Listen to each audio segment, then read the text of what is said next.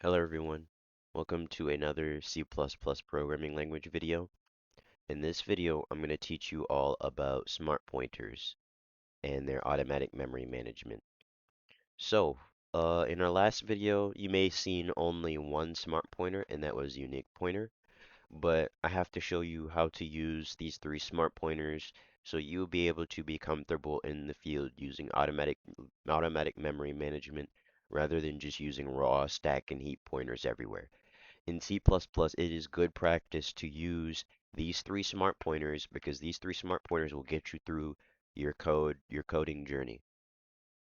Um, Welcome to another video, and I can't wait to teach you. So let's go ahead and get into the meat and potatoes, shall we? So let's learn about unique pointer first. So unique pointer is a pointer that's on the heap. It's just same thing, heap allocation, but the thing is all of these are heap allocations, right? And they're just tools. These are tools that could help us. So let's go ahead and just get into it. So let's say I'm gonna make a unique pointer. So unique pointer int value std make unique int, and then we're gonna pass in our value. So this is unique pointer. And the thing is, this is the same thing as new and delete. But the thing is, we don't really type in new and delete. We don't really do that because it already does this for us in the background. So here, this value, this unique pointer is automatically deleted when it goes out of scope.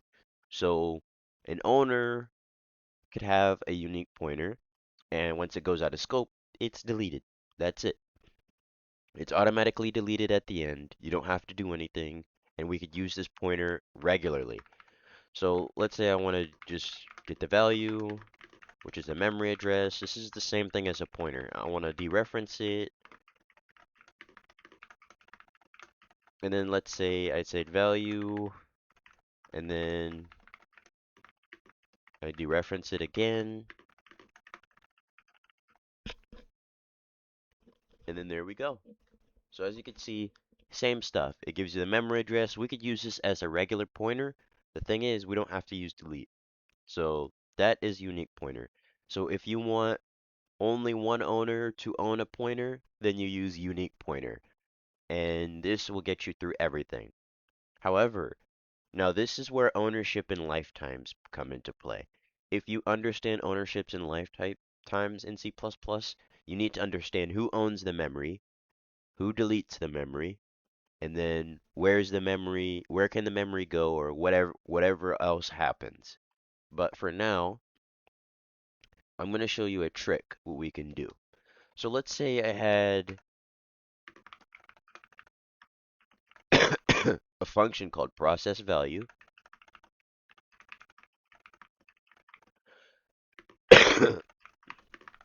and then I take in this value here, and you're wondering, how are we going to pass a unique pointer to this function? This is where lifetimes come into play. So let's say I set this to 99,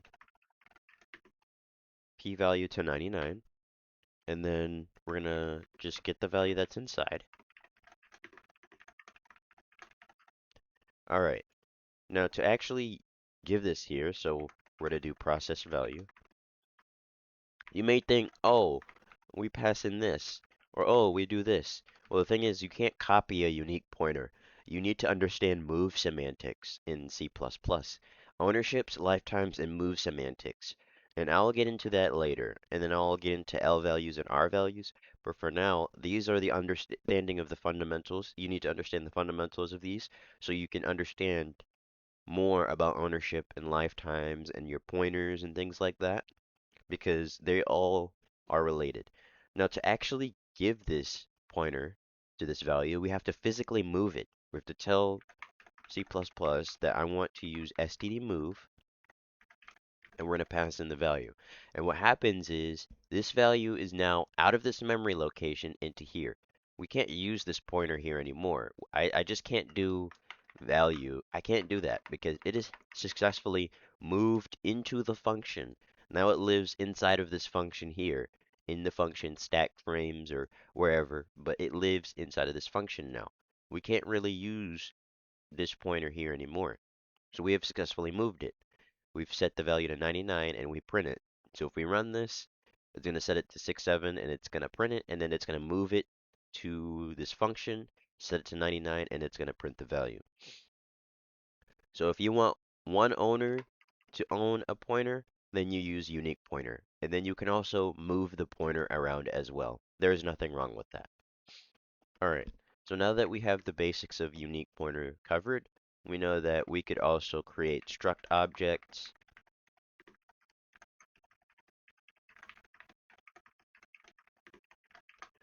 and then they can own, so like one item. So as you can see, one owner, it could be here.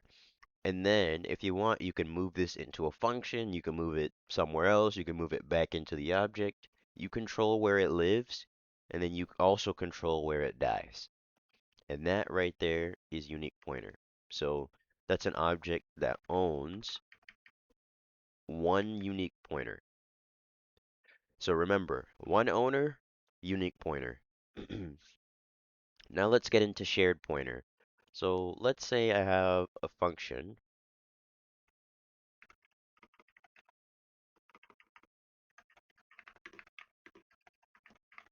called add2.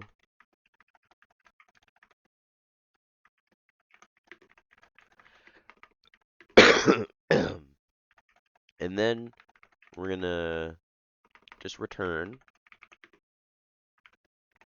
value plus 2.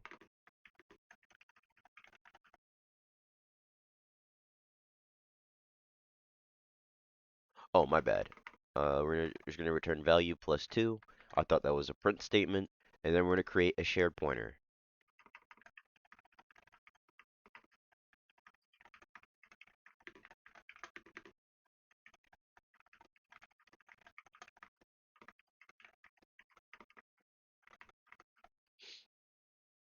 Now for shared pointers, you can copy shared pointers, but you cannot copy a unique pointer. You can only move a unique pointer. So you can copy and move shared pointers, but you cannot copy a shared pointer. So if you want multiple owners to own this pointer, then you would use shared pointer. But it comes at a cost because the CPU has to do an atomic increment for the reference counts of this shared pointer. And the thing is, the only way a shared pointer can be deleted is that all of the reference counts for the shared pointer goes to 0. When it absolutely goes to 0, then that is where the shared pointer can be deleted. So just know that be careful when you use shared pointer everywhere in your code. You could be messing with performance and things like that. So if you're sure that one owner needs the value, use unique pointer. But if you need multiple owners to use the value, then you can use shared pointer. Shared pointer is fine, but you need to understand that it comes with a little runtime cost. So we're gonna go ahead and give this to add to. So I'm gonna do add to value so we can copy this shared pointer so it's allowed. And as you can see, this works. So this is a good idea. So this is one owner. However, let's say I had a struct called game object, and then it had a shared pointer to the value. I'm going to create a game object.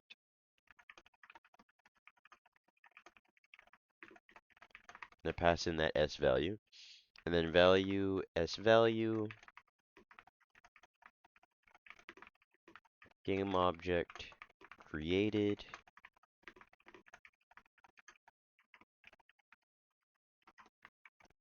Game object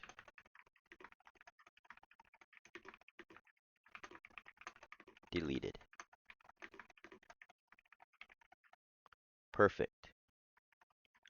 So then after we pass that in, let's say that we have the object first, and we pass in the value. So as you can see, multiple owners can own this shared pointer. Multiple owners could use this shared pointer. As you can see, we copied it to here, we copied it to here. But let's say I want to get the reference count of this shared pointer. To do that, we're just going to do value, use count,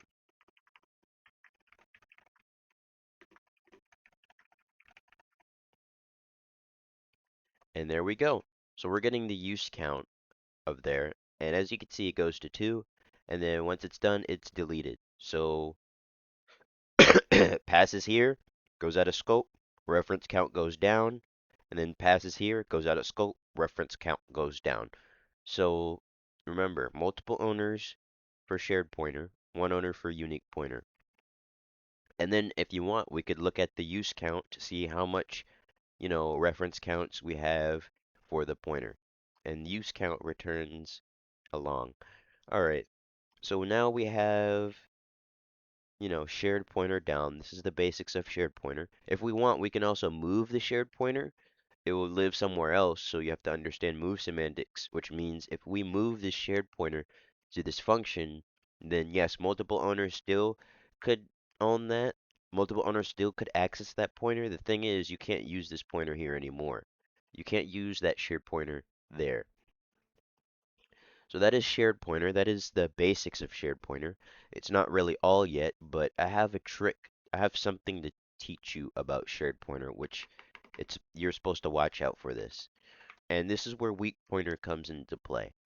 Let's say we have a struct called window, and then we have another struct called JavaScript, actually mono VM.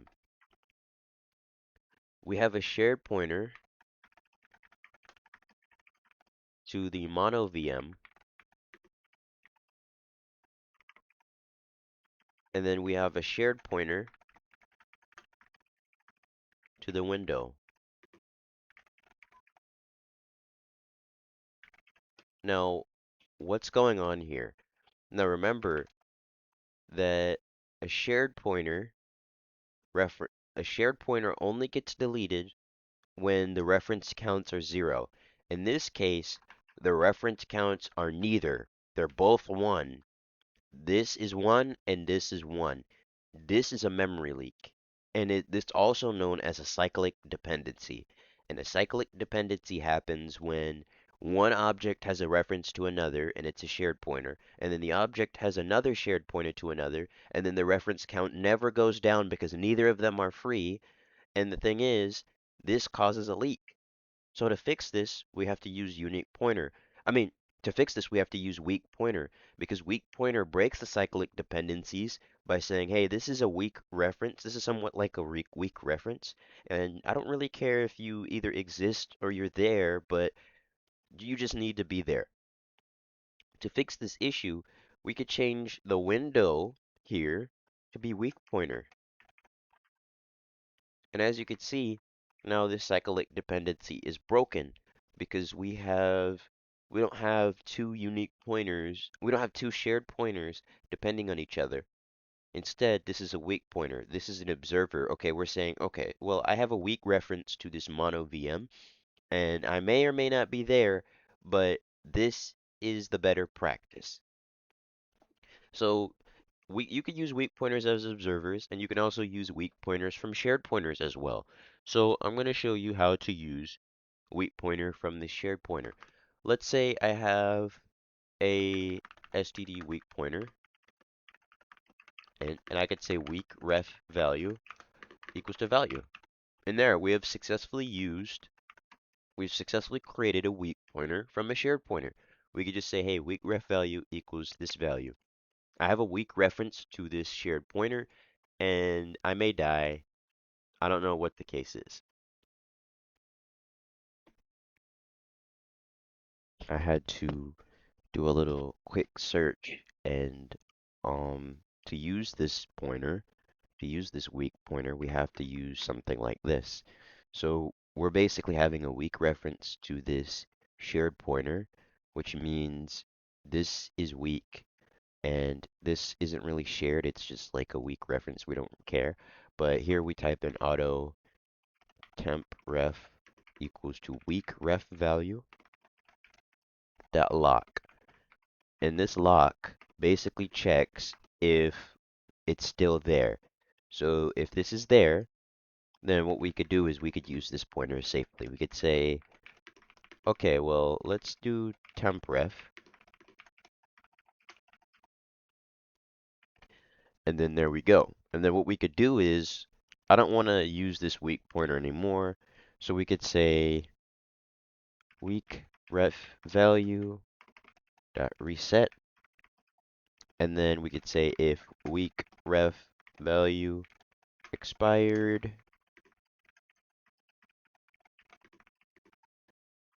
weak reference expired, weak pointer expired.